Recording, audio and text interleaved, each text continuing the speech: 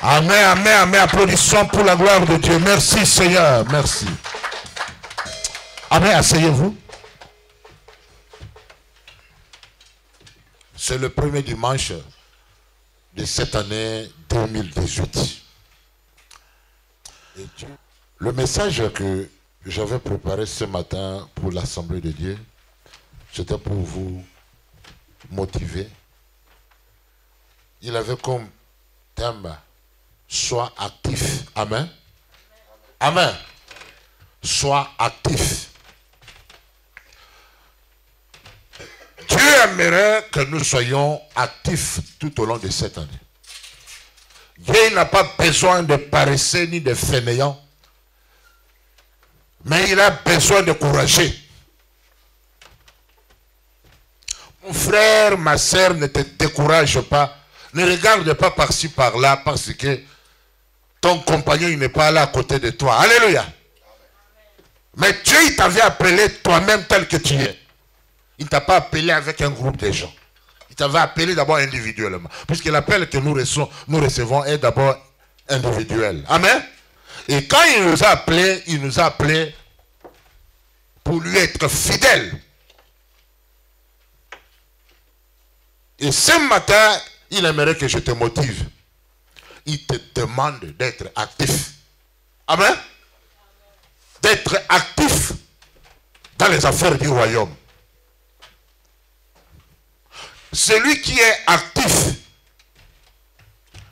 il est une bénédiction pour l'œuvre de Dieu. Que personne ne te méprise parce que tu es jeune. Amen. Dans ta jeunesse, tu peux faire de grandes choses avec Dieu.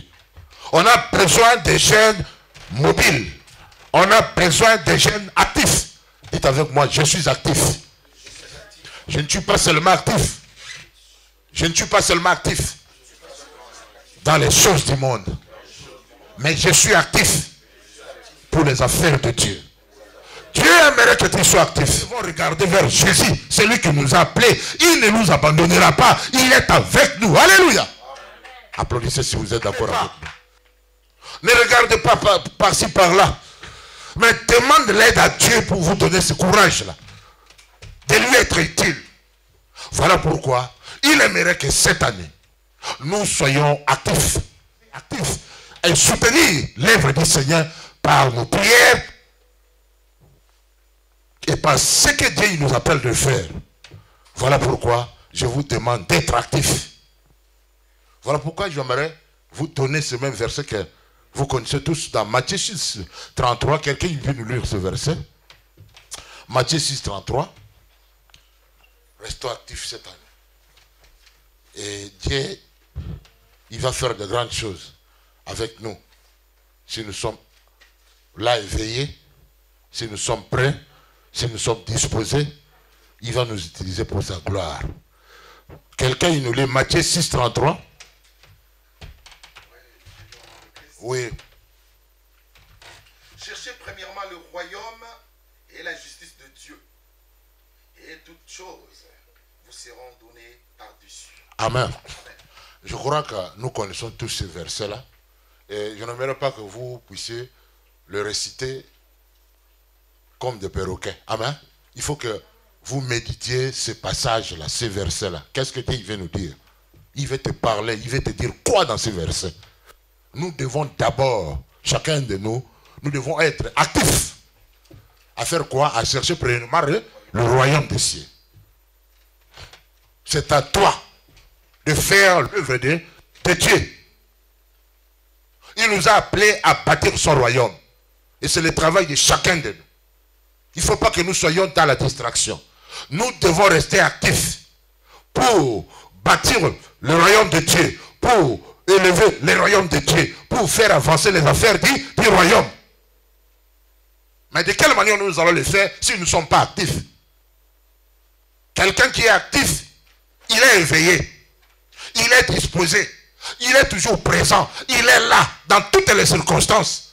Il va répondre présent à l'appel de son maître. Quand il appelle, quand il donne l'instruction d'aller, vas-y là-bas, il va aller. Il va répondre. Il va dire oui, j'irai. Restons actifs. Disposons-nous aux affaires de Dieu. Cherchons premièrement le royaume de Dieu. Le royaume de Dieu, ce n'est pas le manger et le boire, mais c'est la paix en Christ. Amen. Le royaume de Dieu est avec nous. Le royaume de Dieu, on ne le trouve nulle part ailleurs. On le trouve en Jésus. Amen. Et on nous demande à nous de chercher et d'amener beaucoup de personnes qui sont en dehors de ces royaumes dans le royaume. De quelle manière nous allons le faire? Si nous sommes endormis, si nous sommes dans la distraction, si nous sommes paresseux, si nous voulons réaliser les œuvres du royaume, il faut que nous soyons actifs. Quelqu'un qui est actif, il est là, il regarde, il observe. Il est disposé. Il répond à l'appel de son maître. Il n'est pas fatigué. Il ne se laisse pas influencer par les choses qu'il voit. Mais il est animé par le Saint-Esprit. Alléluia. Pour plaire à son maître. Dieu, il a besoin de courageux. Ceux qui savent surmonter les obstacles. Il peut échouer quelquefois, une fois, mais il dit, je continuerai avec Dieu. Je persévérerai. Et jusqu'à ce que tu vas finir à la victoire. Il y a beaucoup qui abandonnent l'œuvre de Dieu aujourd'hui. Parce qu'ils étaient venus, ils pensaient que les choses seraient toujours faciles. Amen. Ils ont senti que c'est dur, c'est difficile, et ils se sont rétractés. Amen. Quant à toi, je ne te demande pas de te rétracter. Dieu a de bonnes choses devant toi. Dieu te prépare pour la gloire qui arrive. Il ne faut pas reculer. Nous ne sommes pas ceux qui s'engagent pour se perdre par après. Mais quand nous nous engageons une fois pour toutes, pour plaire à celui qui nous a appelés. Voilà pourquoi on nous demande de chercher d'abord le royaume. Même si nous avons des préoccupations personnelles, même si nous avons des situations que nous devons régler, mais ce qui est utile est de placer d'abord les affaires de Dieu à la première position. Est-ce que vous m'entendez? Chacun de nous, nous sommes que nous travaillons, nous allons à l'école, nous avons des choses à faire. Mais ce que moi je vous demande est de placer toujours les affaires du royaume à la première position. Quand vous mettez Dieu comme priorité dans ta vie, lui également il fera de toi priorité. Il s'occupera de tes affaires. Il te donnera ce que ton cœur désire. Alléluia. Pour confondre toute personne à côté de toi. Pour leur faire voir que tu as choisi le bon chemin.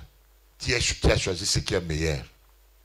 Voilà pourquoi cette année, je vous encourage. L'année de conquête des âmes. Conquérir les âmes. Ah, Jésus était venu dans ce monde. Il a fait couler son sang pour le salut des milliers de personnes. Celui qui n'a pas Christ, il n'a pas la vie. Celui qui a Christ, il a la vie. Qui va amener les gens au ciel? Qui va amener les gens à Dieu? C'est nous, c'est moi et toi. Nous avons ce travail. Voilà pourquoi dans Matthieu 4, 19, on nous dit, venez en moi et je vous ferai pécheurs d'hommes. Amen. Dieu aimerait que nous puissions amener des centaines de milliers de personnes. Toi, sois celui-là qui va faire ce travail-là. Quand tu es dans le bus à côté de quelqu'un, il faut que tu aies des flyers avec toi. Il ne faut pas hésiter. Peut-être cette personne, il n'a jamais entendu le message de Christ. J'ai rencontré un papa là hier, quand on faisait les achats à Leclerc là, et j'ai vu un papa avec sa fille. Et il y avait le flyer qu'on a écrit, la fin du monde. Et là, j'ai inscrit le programme de l'église. Ce papa, j'ai senti d'aller vers lui pour lui remettre cela. Et quand je lui ai remis, il était très content, il a pris ça, il a dit merci. Et à l'instant, il a commencé à lire le flyer que je lui ai donné. Amen. Nous faisons le travail. Amen. Et le reste, c'est Dieu qui va le faire. Est-ce que vous m'entendez? Il ne faut pas que, quand nous évangélisons et que nous ne voyons personne venir dire, c'est rien ce que nous faisons. Non. Dieu il compte tout ce que nous faisons. Alléluia. Et quand nous faisons cela, d'abord pour le respect à l'appel. C'est pour bâtir le royaume de Dieu. Qui c'est cette personne-là qui t'a remis le flyer, hein? Il va le lire. Et peut-être de lui-même, il va recevoir Christ. Tu seras surpris quand tu seras en face de Jésus. Il va te dire, cette personne, s'il est venu ici, c'est à cause de toi. Puisque tu lui avais remis ce flyer et à travers celui-ci, il avait reçu son Jésus comme Seigneur, hein, et Sauveur. Que personne ne se décourage. Amen. Bossons pour les affaires du royaume. Ne bossons pas seulement pour avoir de l'argent. Pour les choses éphémères. Mais nous devons nous tracasser pour les affaires du royaume. Quelqu'un, il n'est pas peut-être venu ici, il va me dire que, pasteur, je travaille beaucoup ces derniers temps. Je suis fatigué, je suis abattu. Mais ce que Dieu aimerait est que nous soyons actifs d'abord pour ses affaires. Est-ce que vous m'entendez? Lui donner la première place dans nos vies. Je ne refuse que tu aies tes préoccupations. Tu me diras, je vais prendre congé une semaine, puisque j'ai un devoir à faire, je vais faire telle chose, je ne refuse pas. Mais, même si tu as à faire, mais Dieu, il doit être à la première position. Est-ce que vous m'entendez? Pour que nous arrivions à marquer notre génération. Dans Matthieu chapitre 12, verset 11, la Bible nous dit, dans ce verset, je crois que vous connaissez, je ne fais que vous rappeler ce que vous connaissez déjà. Parce que Dieu aimerait que nous soyons actifs. Alléluia. Matthieu chapitre 1. Alléluia. Merci Seigneur pour ta parole. Matthieu 12, 11. Qui peut nous lire le verset? Oui, mon frère. Et puis Matthieu 12, verset 11. Il est répondit. Lesquels d'entre vous? 11, 12, je crois. 11, 12. Ouais. Depuis les temps de Jean-Baptiste jusqu'à présent, le royaume des cieux est forcé. Et ce sont les violents qui s'en emparent. Dites avec moi, je suis violent. Je suis violent. Je suis violent. Je suis violent. Depuis les temps de Jean-Baptiste, on compare les temps de Jean-Baptiste, puisque dans son temps, il y avait des violents. Jusqu'à notre époque d'aujourd'hui, le royaume des cieux appartient aux violents. Ce sont les violents qui s'en emparent. Il faut que tu sois violent dans les choses de Dieu. Il faut que tu sois zélé dans les affaires de Dieu. Il faut que les gens sachent que celui-là, il est fou de Jésus. Amen. Il n'est pas comparable à d'autres personnes. Comme ce jeune homme-là que j'ai vu à l'internet dernièrement, il était en train d'évangéliser. Et quelqu'un est venu lui taper l'un de ses jours. Amen.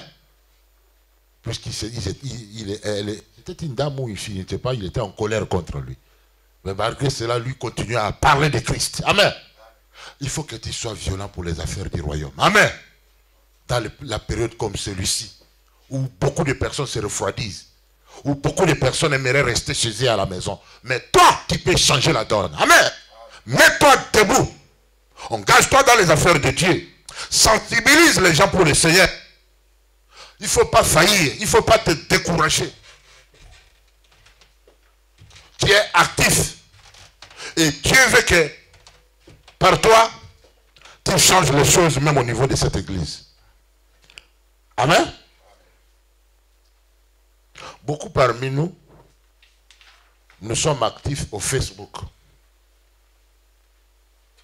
24 heures sur 24 heures. Ou dans notre WhatsApp, ou dans notre Viber,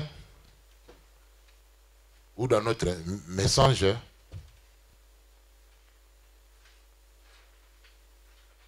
Vous savez, quand tu rentres dans ces réseaux sociaux, quand tu es là, nous savons que tu es là, connecté, parce que c'est écrit quelque part dans l'icône que la personne est active.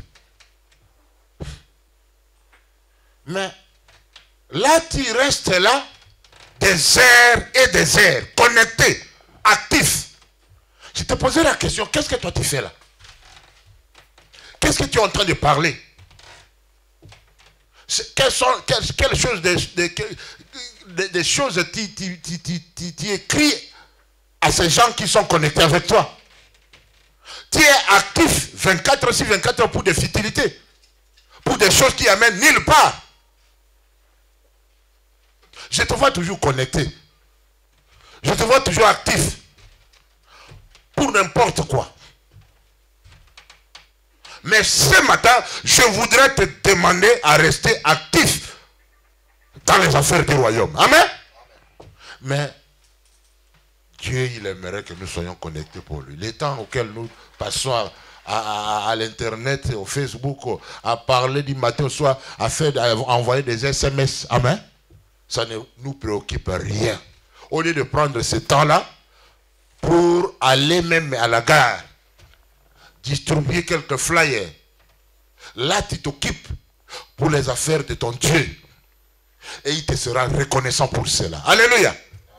Nous devons nous donner du temps pour les affaires du royaume.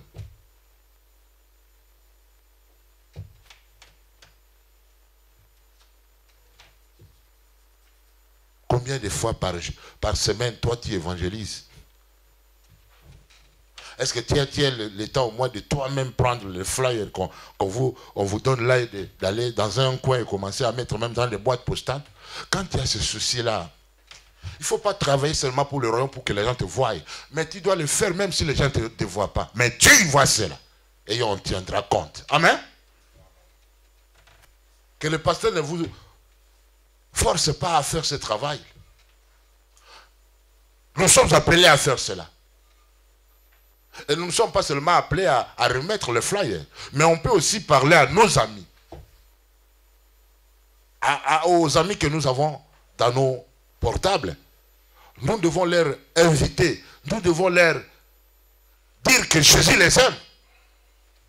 Nous sommes appelés à cela. C'est de cette façon que nous sommes réellement actifs dans les choses de Dieu. Amen. Comment une personne peut faire un mois sans venir à l'église? Elle n'est pas active. Amen. Elle est morte spirituellement. Amen. Et de telles personnes, elles peuvent faire des dégâts considérables dans la vie de beaucoup de personnes qui croient en Christ. Parce que si tu t'attaches à de telles personnes, ils vont te refroidir. Ils te diront des futilités. Quand je lis ici dans Actes, lui-même le Seigneur Jésus, il était actif. Acte, oui. Acte 10, 38.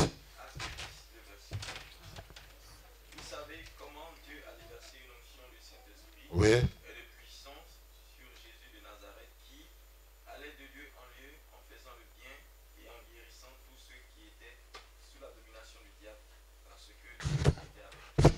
Amen. J'ai aimé quand on a dit il allait de lieu en Jésus. Nous devons suivre l'exemple de Jésus, nous devons marcher sur le pas de Jésus. Lui, il allait de lieu en lieu, faisant du bien, puisqu'il avait l'onction. Quand nous avons le Saint-Esprit, cette année, nous avions demandé, à la veillée ici, on a demandé au Saint-Esprit de nous accompagner toute l'année. Nous ne voulons pas aller seul. Et lui, Jésus, il était loin. Et quand l'onction du Seigneur qui était en lui, l'amenait de lieu en lieu pour faire le bien. Donc Jésus était actif. Il s'occupait des affaires de Dieu. Il était toujours sur le champ, à motiver les gens, à prier pour les gens, à leur parler des affaires du royaume. On les retrouvait même dans les synagogues, en train de parler avec les adultes. Amen. Et nous, les jeunes d'aujourd'hui, moi je ne peux pas aller vers l'adulte puisque, non, quand il y a le Saint-Esprit, tu ne peux pas craindre même les adultes. Il faut leur parler de l'amour de Christ. Amen. Dieu était avec lui. Et toi, tu as reçu Jésus comme Seigneur et Sauveur. Dieu est avec toi. Il est avec toi. Il va t'aider à évangéliser. Il va t'aider à prier pour les malades. Te guérir. Te libérer. Les gens qui sont dans l'oppression. Je crois 15, verset 16, je crois. À tous ceux qui ont crié. Ah, etc. Vous nous lisez le verset. 16, 15.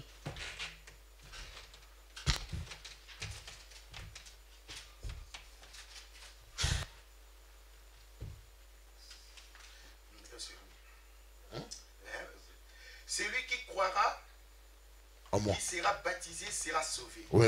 Mais celui qui ne croira pas sera condamné. Voici les miracles qui accompagneront ceux qui auront cru. En mon nom, ils chasseront les démons, ils parleront de nouvelles langues, ils saisiront de serpents, ils boivent quelques breuvages mortels, il leur fera point d'image. Et ils imposeront les mains aux malades, et les malades seront guéris. Amen. Amen. Et là, on parle, on s'adresse à qui là? À tout le monde, à tout celui qui croit en Jésus comme Seigneur et Sauveur. Voici les miracles qui accompagneront tous ceux qui auront cru. Nous, on a cru en Christ. Et pourquoi pas t'hasarder à imposer les mains à quelqu'un qui est malade? Toi, tu es le médecin par excellence. Si tu es à côté de quelqu'un qui est malade, il faut lui demander, il faut lui dire que je vais d'abord prier pour toi avant que tu prennes ta Doliprane, ton Doliprane là. Amen. Puisqu'on nous a recommandé de le faire. Donc, il faut que nous soyons actifs. 24 heures sur 24 heures. Puisque le Saint-Esprit demeure en nous. Et nous devons exercer le ministère. Nous devons faire le travail. Dieu nous a demandé cela. Et ce que nous allons faire en son nom, il va appuyer cela par ce miracle. Amen. Ne vous reposez pas. Ne vous rétractez pas. N'attendez pas qu'on vous envoie. De votre propre volonté, mettez-vous debout et mettez-vous au travail, dit Seigneur. Amen. Il ne faut pas attendre qu'on vous pousse déjeuner. Il ne faut pas attendre qu'on vous demande d'évangéliser. Il ne faut pas attendre que le pasteur vous commence à vous forcer. Vous avez le Saint-Esprit. Et cette année, comme cela a été décrété, l'année de conquête des âmes, nous devons nous disposer pour cela, pour amener des centaines de personnes dans le royaume de Dieu. Amen. Voilà pourquoi j'aimerais que nous méditions également ces derniers versets. Jean 4, 34. Ce que Jésus a fait, nous devons le faire. Ce qu'il a fait, nous devons suivre son exemple. Il ne se reposait pas. Il n'a pas eu le temps de dormir. Il était toujours là, présent pour les affaires de son Père. Et ce matin, je te motive toi. Si tu es venu et que l'autre n'est pas venu, ce message, c'est un message qui te regarde toi. Oui, mon frère, tu nous lis ce verset. Écoutez ce que Jésus nous dit. Oui. Oui. La nourriture est de faire la volonté de celui qui m'a envoyé. Amen. Et d'accomplir son œuvre. Amen. La nourriture de Jésus, c'est de faire quoi? L'œuvre. Celui qui l'a envoyé. Et d'accomplir ses œuvres. Donc, lui, il le faisait à chaque occasion qu'il se retrouvait en face de quelqu'un qui avait des problèmes. Il était là pour imposer les mains à celui qui était malade, à le guérir, à chasser les démons à ceux qui étaient possédés. Et toi, quelle est ta nourriture? C'est le cas ici d'abord. C'est l'hamburger. Toi, quand tu ne manges pas, on te dit, alors à l'évangélisation, oh, je n'ai pas encore mangé. Amen. Mais, on vient de te dire là que notre nourriture doit être l'œuvre du Seigneur, de la volonté de Dieu. Même si tu as faim. Et qu'une occasion se présente devant toi pour évangéliser, occupe-toi de cela. Et Dieu te sera reconnaissant pour ça. Le matin d'aujourd'hui, le message que je vous ai donné, et que vous allez transmettre aux autres qui ne sont pas là, Dieu il nous demande d'être actifs à l'intercession, à l'évangélisation, actifs également même à donner à Dieu. Actifs en tout pour soutenir les activités de son royaume. Dieu aimerait que nous soyons des instruments de bénédiction pour son royaume. Dispose-toi aux affaires de Dieu. Il y a des centaines de milliers de personnes ici qui cherchent des églises. Si vous voyez que la personne... Tu dois lui dire que Jésus l'aime. Si Dieu il a amené à côté de toi là pour que tu lui amènes dans le droit chemin. S'il ne te compte pas cette année, tu te sépares de lui. Nous pouvons vivre avec les païens. On doit vivre avec les personnes qui voient de la même manière que nous.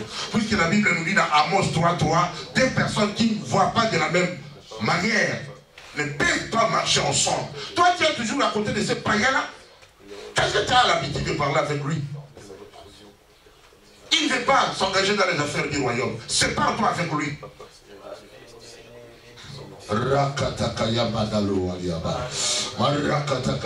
Papa, le temps est arrivé pour changer les choses.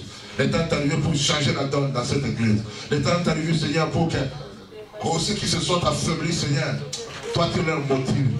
Aide-moi, Seigneur. Que ma nourriture à moi cette année soit de faire ta volonté, Seigneur. Que ma nourriture cette année avec toi, oh Seigneur, m'engager aux affaires du royaume. Oh Rikayabashi. Aide-moi, Seigneur, à ne pas m'affaiblir. Donne-moi ce courage-là, Seigneur, que personne ne puisse m'affaiblir. Donne-moi ce courage-là, Seigneur, à témoigner tes oracles. Donne-moi ce courage-là, Seigneur. Oh, à rencontrer ces grands poissons, à rencontrer cet individu qui te cherche pour l'amener aux enseigniers, afin qu'il apprenne à te connaître. Au réveil, ceux qui dorment dans cette église, papa, là où ils sont restés chez eux à la maison, que tu leur mettes la culpabilité, ceux qui nous appartiennent, qu'ils reviennent en ce lieu.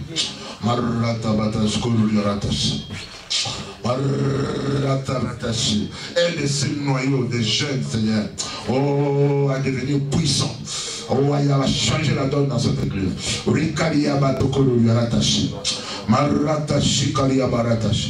Papa, aide-moi à voir grand. Aide-moi, Seigneur, à me focaliser de tes affaires. Aide-moi, Seigneur, à vaincre la paresse. Aide-moi, Seigneur, à te plaire. Aide-moi, Seigneur, à t'honorer. Oh, Seigneur, je m'abandonne à toi.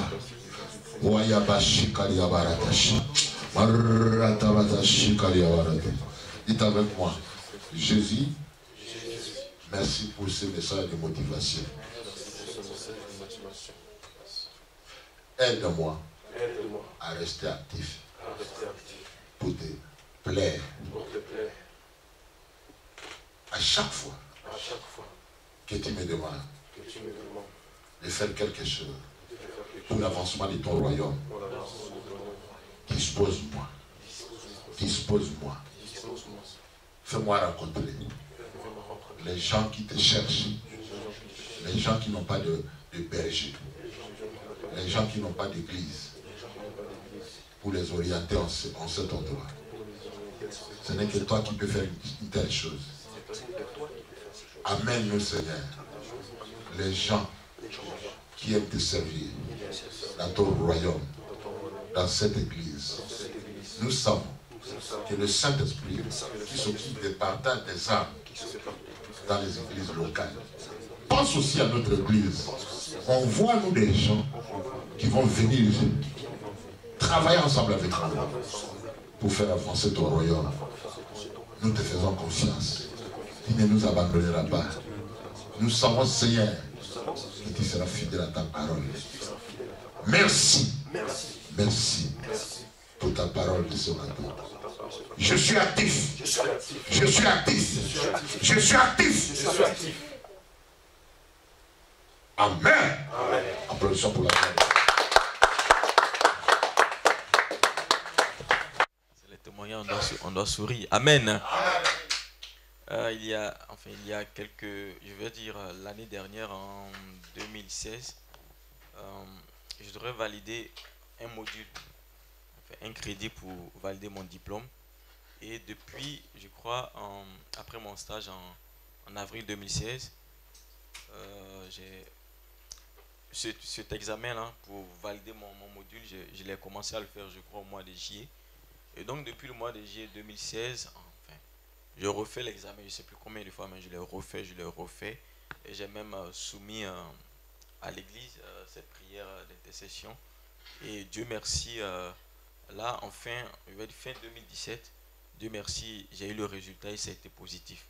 Donc, je vais vous dire merci. Je vais vous dire merci pour vos prières et merci également à Dieu de ce que voilà, il s'est manifesté en son temps. C'est vrai que je l'ai recherché depuis, mais le plus important c'est que Dieu l'a fait. Et ce que je peux vous dire que quelle que soit la durée, n'abandonnez pas parce que nous sommes plus que vainqueurs en Jésus-Christ. Amen. Mon Dieu, pour ce qu'il a fait. Depuis le 6 janvier 2016, je m'étais inscrit à l'auto-école. Et je devais, il y a deux épreuves avant d'avoir le permis, la théorie et la pratique. La théorie, je l'ai eu vers le mois d'août. Je l'avais obtenu au mois d'août et après il me fallait la pratique pour pouvoir avoir mon permis. J'ai fait des heures, j'ai passé les heures avec l'auto-école, mais il y avait encore c'était pas encore top pour que je puisse passer à l'examen. Du coup, j'ai pris l'option conduite supervisée pour conduire avec mon père, pour avoir de l'expérience, et après, pour pouvoir me présenter à l'examen. On a fait la conduite supervisée, et quand on a terminé ça, j'ai pu avoir une première date, c'était au mois de juin 2017. Malheureusement, ça n'a pas tenu, j'ai pas eu le permis. Du coup, quand tu rates, tu dois attendre 3 mois pour avoir une autre date.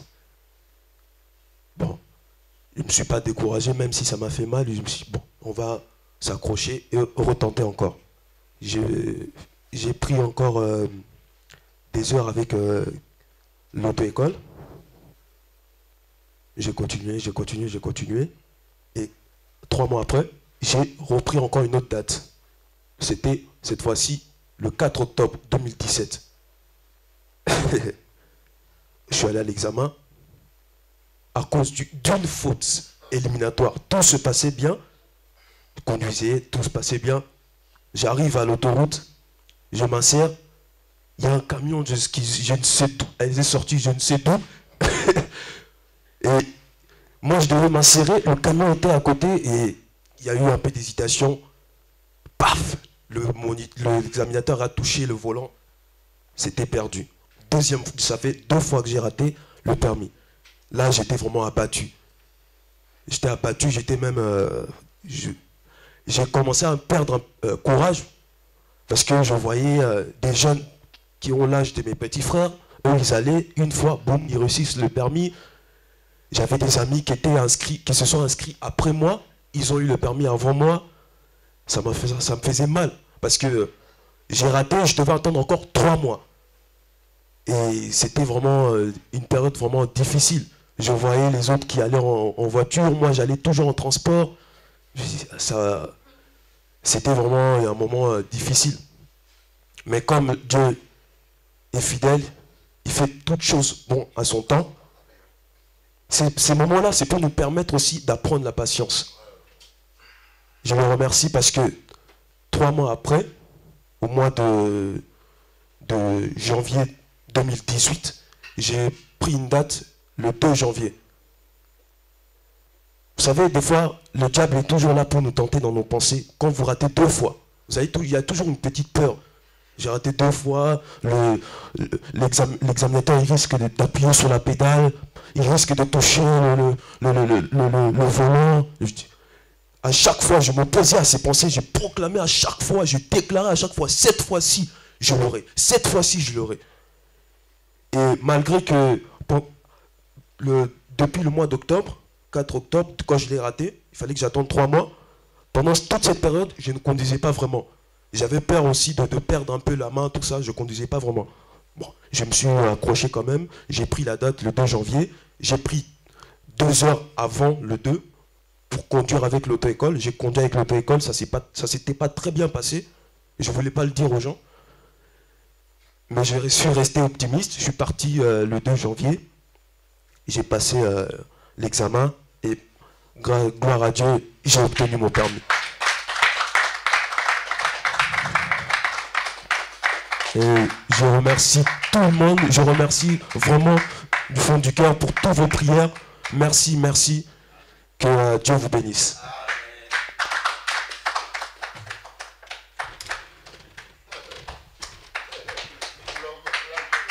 Alléluia. Moi aussi, quelque chose de bien m'est arrivé aussi au tout début de cette année 2018. Et j'aimerais remercier Dieu pour cela. Et je me suis inscrit à l'auto-école au mois de septembre, exactement le 12 septembre 2017 de l'année dernière. Il n'y a pas très longtemps de cela. Et j'allais de temps en temps à l'auto-école quand j'avais le temps pour faire quelques séries, pour me préparer avant de passer l'examen. Et en même temps, j'allais en cours. Et je continuais à y aller, mais parfois, j'avais vraiment pas le temps d'y aller.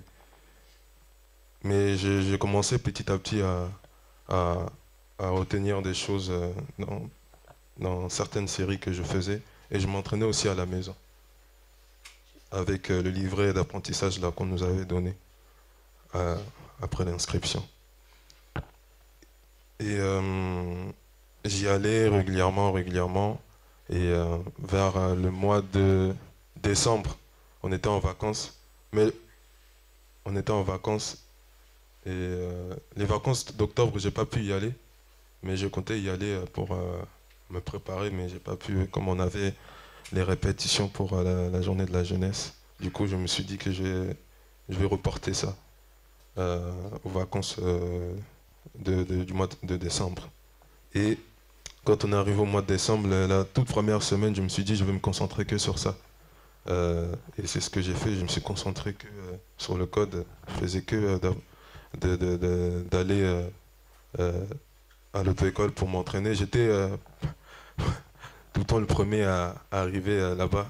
C'était à 15h que ça ouvrait. Et moi, j'étais là vers 14h50, 40, à chaque fois, tous les jours. Et apparemment, j'avais reçu la réponse le jour même, mais j'avais pas regardé. Du coup, j'ai attendu le lendemain. Et quand je me suis réveillé le matin, et j'ai vu que c'était favorable. Et voilà, je remercie Dieu pour cela. Et Dieu fait chaque chose bonne selon son temps. Même si la promesse, elle tarde, il faut toujours l'attendre. Et voilà. Et je remercie Dieu pour cela. Et à travers ce qu'il a fait en ce début d'année, je me suis dit que le meilleur reste à venir pour chacun d'entre nous. Ici assis. Que Dieu vous bénisse. Ah non, je rajouterai aussi que